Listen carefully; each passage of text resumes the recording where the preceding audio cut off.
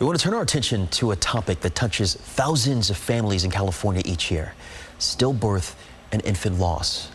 Finding out a baby won't go on to live a full life leaves that child's family forever impacted.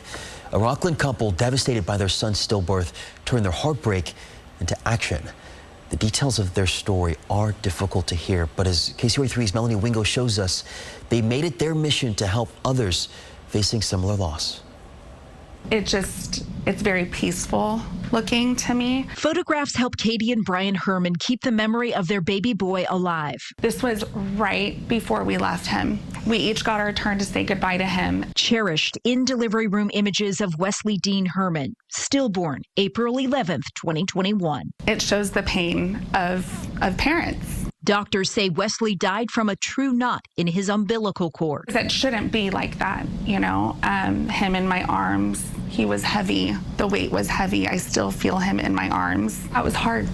Really hard. A brother, a nephew, a grandchild, a son. Wesley will always be all of those things, even though he couldn't go home from the hospital with his family. No one should have to go through this. The sad reality is people do. In fact, Centers for Disease Control and Prevention numbers show over 21,000 babies are stillborn in the United States each year. But after 9+ months of a normal pregnancy with Wesley, Katie never imagined her child would be included in that statistic.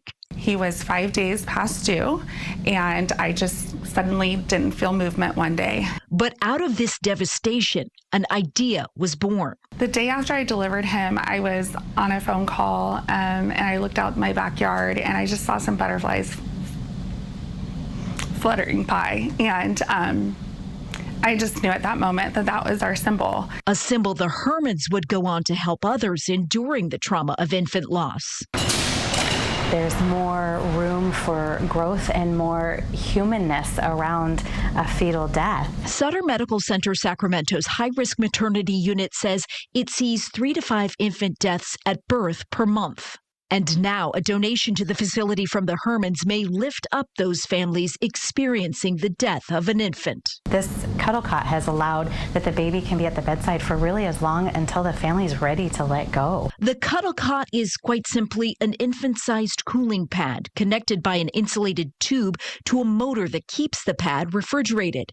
An on-site apparatus that gives families an opportunity to process precious lives lost. To grieve in their own time and in their own way, and they did what they needed to do within the hospital to help support their healing. It just gives the gift of time to families who go through stillbirth or infant loss. Already, the Born Sleeping Foundation, started up by the Hermans in Wesley's honor, has raised enough money to purchase and donate nearly 30 cuddle cots to hospitals across California, Washington, and Nevada. My thing is say yes. Say yes until it stops. Say yes until we can't. A mission they hope helps families like theirs embrace grief as a means of starting down a path toward healing. Let's just see what happens and how we can help people. In Sacramento, Melanie Wingo, KCRA3 News.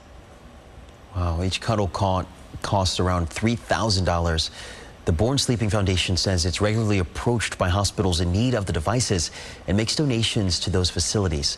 If you would like to help, or for more information about how the foundation supports families navigating stillbirth and infant loss, visit bornsleepingfoundation.org.